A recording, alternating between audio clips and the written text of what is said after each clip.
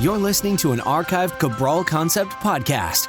After listening to this show, check out the most up-to-date podcasts available at stephencabral.com/podcasts or search directly on iTunes.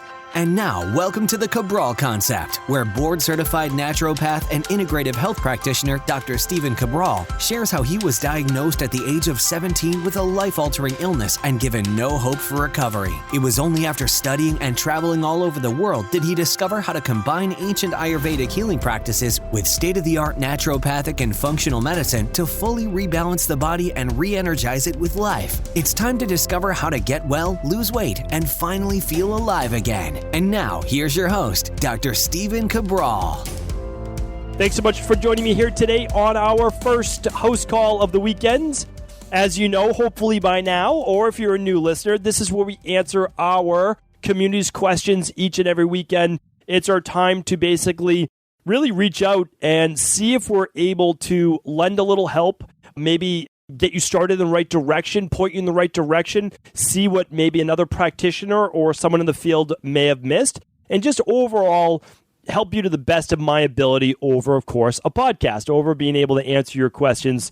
I really have always enjoyed being able to teach as best as I can, and obviously on our weekend host calls, this is no different. So I do appreciate you joining me here today. I appreciate you taking the time out of your day to listen to our community's questions, and I do hope that even if the question is not applicable to you, that you're able to take this information, to learn it, to digest it, to use it in your practice or in your own life, and then at some point be able to pass that information on to someone else. So thank you so much again for tuning in, and let's get started with today's first question. First question's coming in from Amanda. Amanda is asking, "Hi, Dr. Cabral. I've been dealing with nerve pain in my neck where when the pain is at its worst, it feels like my neck is on fire. I started physical therapy and started going to a chiropractor. He did an x-ray and said my neck is curving the wrong way, so the nerves are protecting my neck, which is causing the pain. I also tried working out, yoga, getting massages, and how I adjust how I sit. The adjustment once a week, I can't afford to go more than that, is no longer helping. The whole process has been going on for 2 years. I'm getting very frustrated with no improvements. Any recommendations?" Yes, I can absolutely help you with this, Amanda. This is something that I've experienced myself, that I've seen in my practice many times. What happens is this. We're sitting at a desk. I spoke about this way, way back in, I think, the first 100 episodes of the Cabral Concept. It's something called cervical flexion.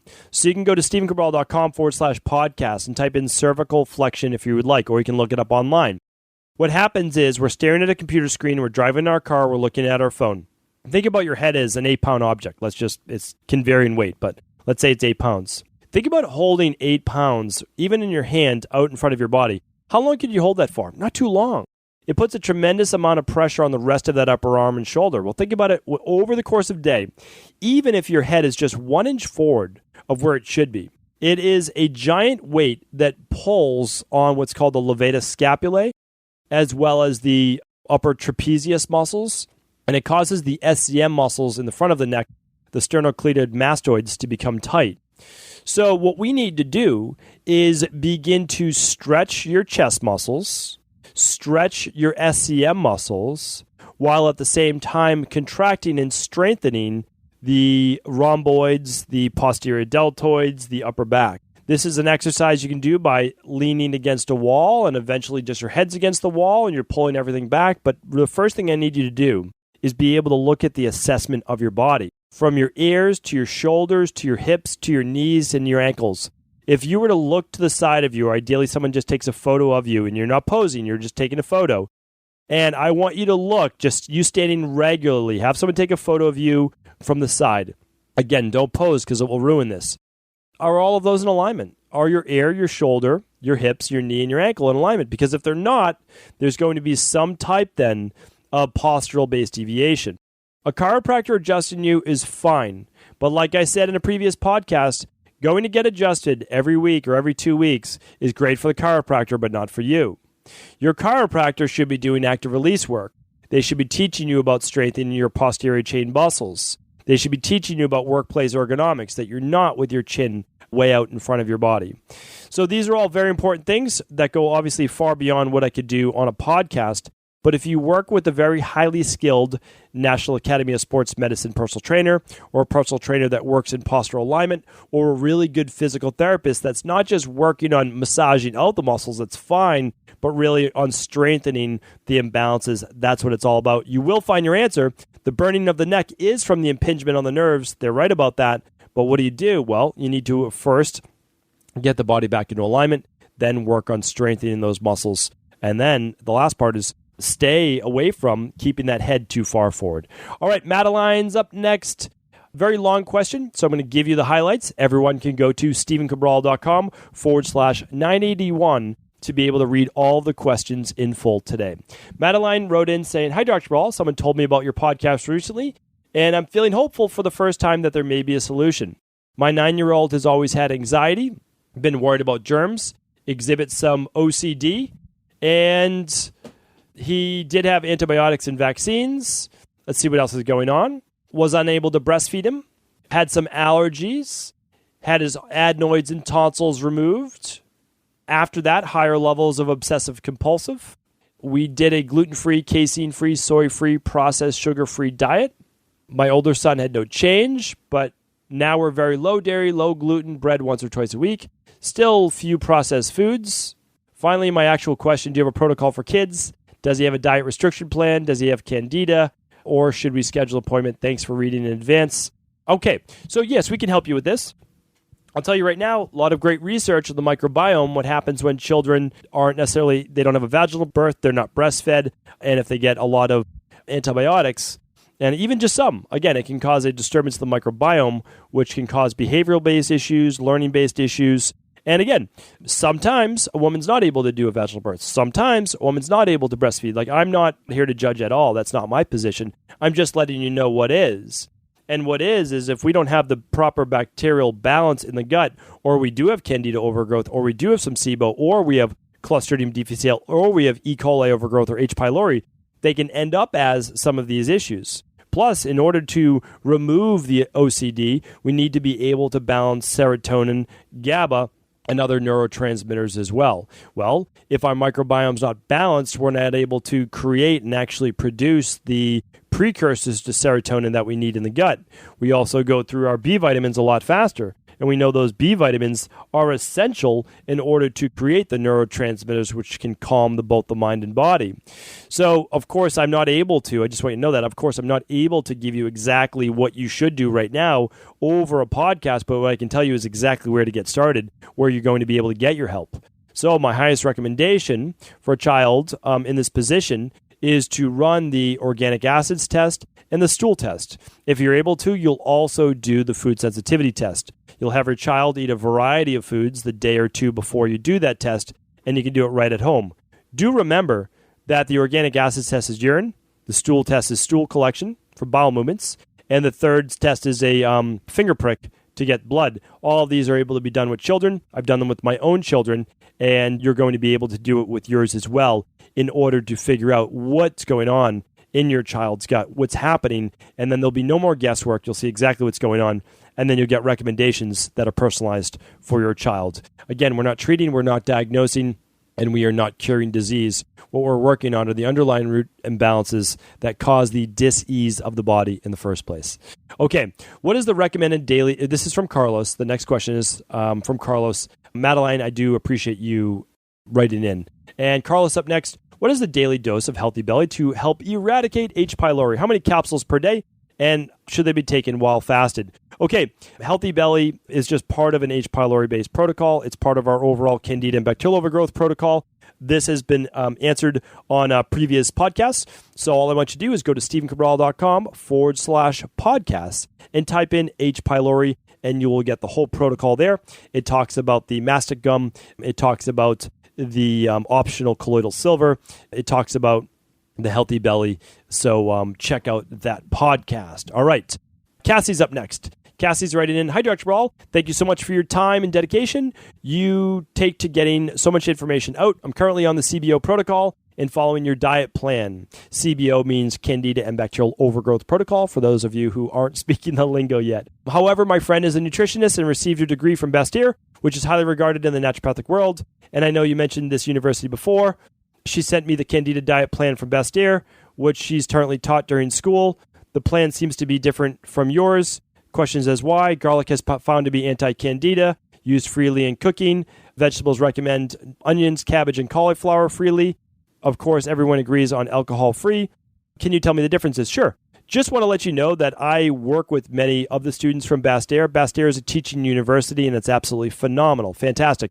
Keep in mind, we're not always working with the real-world-based protocols. Do keep in mind, a lot of people with Candida and bacterial overgrowth cannot deal with the sulfur in garlic and onion. Keep in mind that garlic and onion are also prebiotics, which, although the allicin and other things can kill Candida, they can also feed unhealthy levels of bacteria in the gut. So always remember, this is what works in the real world. All right. So again, I'm not talking negatively about any student that's giving you their information. Do keep in mind, there's a huge difference between what you're taught in a textbook and what works in the real world. And that is the difference, honestly, no, all ego aside, of why people have seen dozens and dozens of specialists. And, fortunately, we're able to help a lot of those same people that have never found answers before. I always tell people, you're welcome to follow any plan that you would like. Keep in mind, we only eliminate garlic and onions and cauliflower and cabbage for 6 to 8 weeks, and then we start to add them back in. Cauliflower first, then we add in some of the others, then we add in garlic, and then the last one we add in is onions.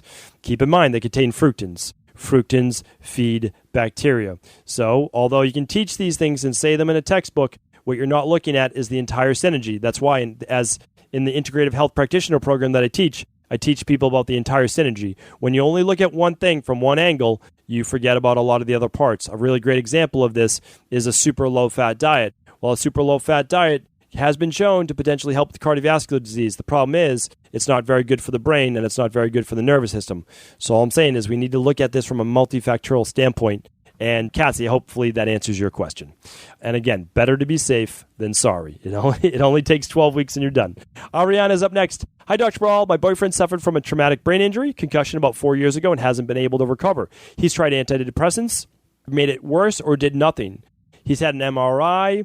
He was on antibiotics. He's on Accutane.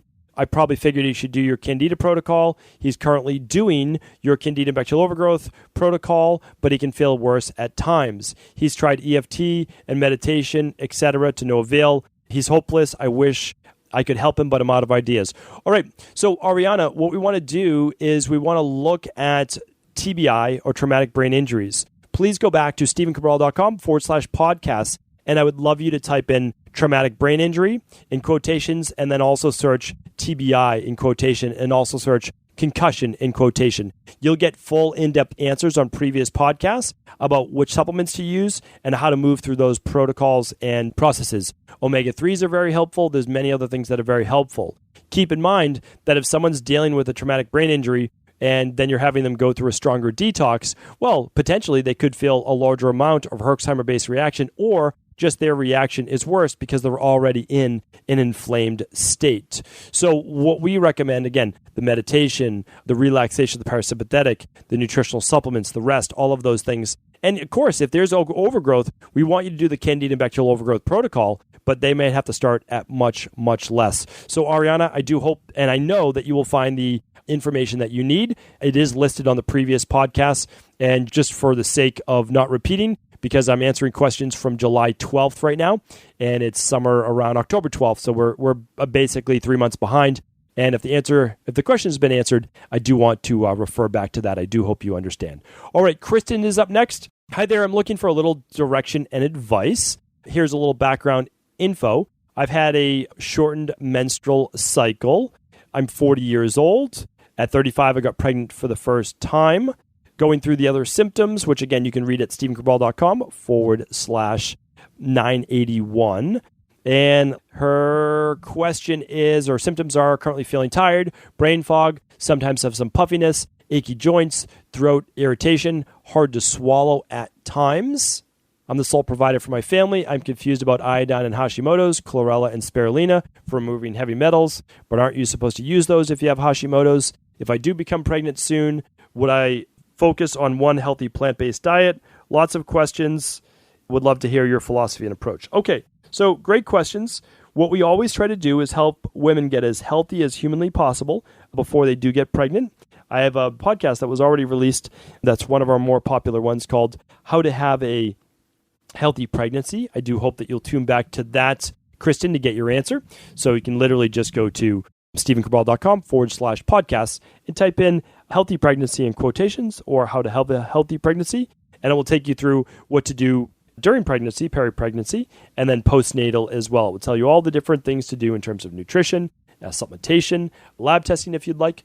Now, in terms of the Hashimoto's and the heavy metal detox, well, my biggest thing is this, is that you can actually do a hair tissue mineral analysis to see if there's heavy metals, or you could do what's called the complete thyroid test. That's one that we don't talk about as much because we typically talk about the thyroid adrenal hormone test, which is a great place to start with anybody with thyroid issues.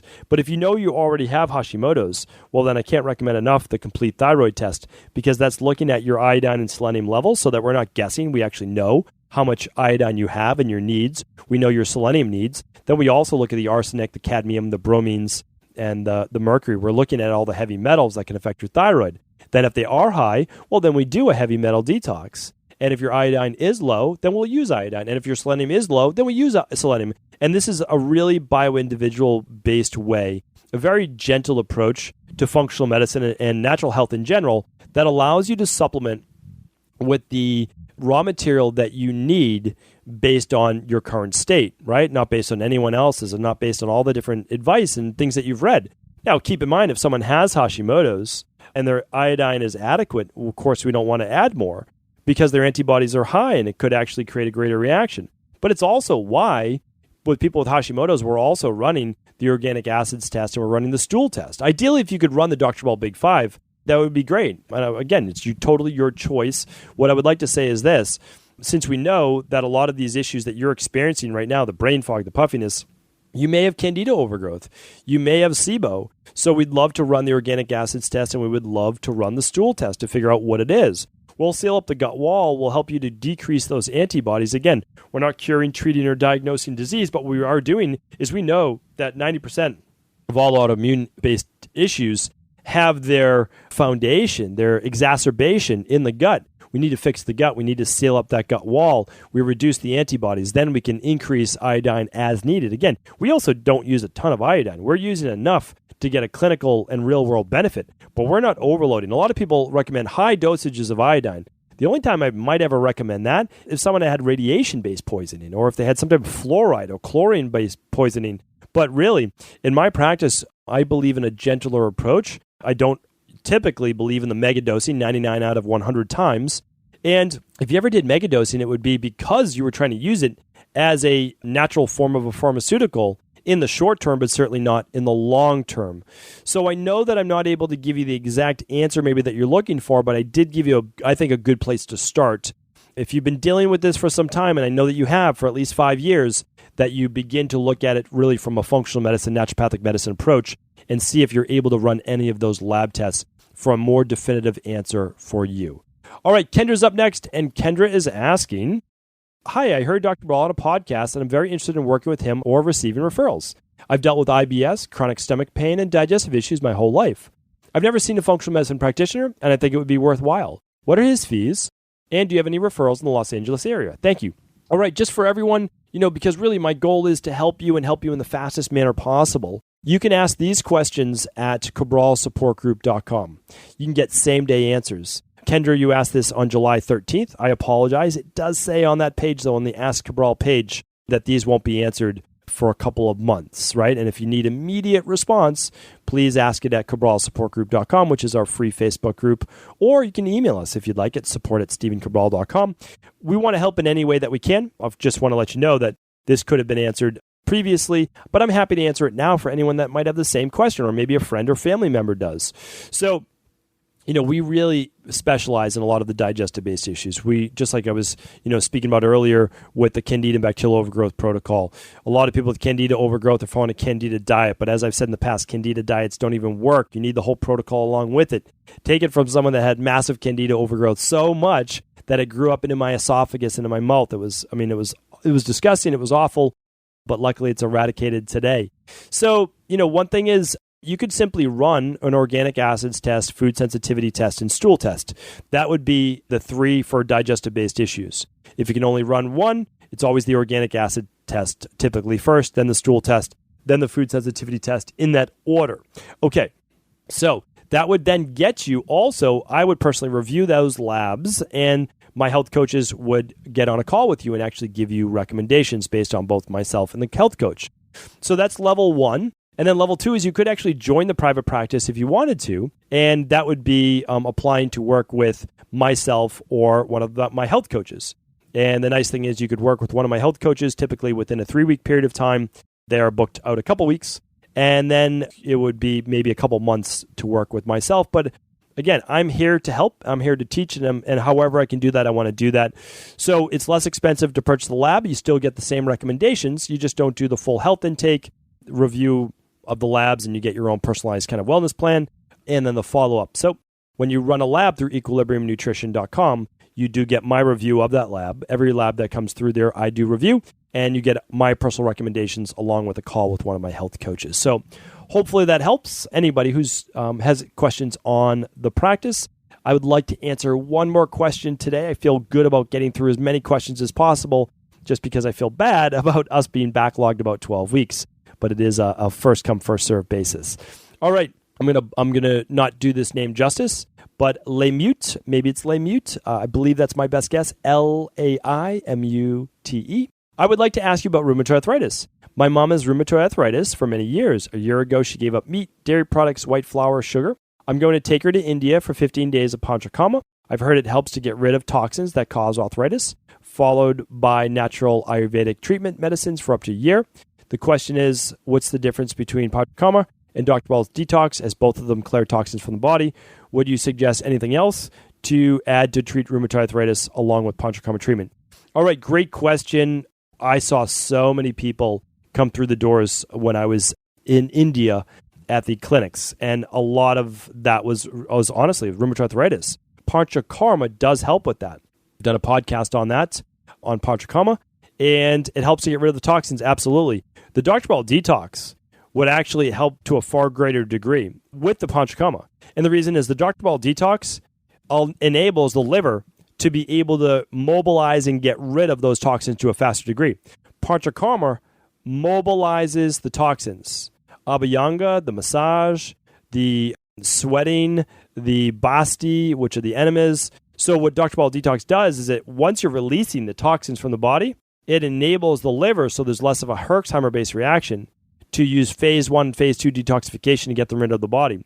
So I love Ayurvedic medicine, and I love Ayurvedic medicine for rheumatoid arthritis, but keep in mind, you do really have to use some of the more, again, no, this is no disrespect to Ayurveda. I love Ayurveda. It's number 1 in my world, number 1, okay? So no disrespect here. I'm going to be leading retreats in the future over to India, or at least to Ayurvedic-based centers. I'll be doing seminars and teaching, and we'll all be going through panchakarma together.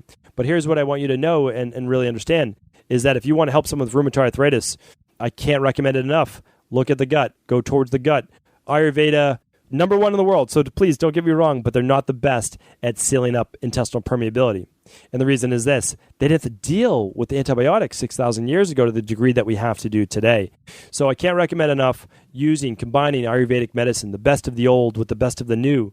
And I'm not saying that Ayurveda is even old, because it works today in the 21st century. And I teach that in my integrative health practitioner certification. But what I want you to do, and I want you to understand, is there's nothing wrong. I love panchakarma. Panchakarma, yes, do the Dr. Cabral detox. Absolutely. Like, that's a lot like we're going through, natural cancer-based treatments, Gerson-based therapies.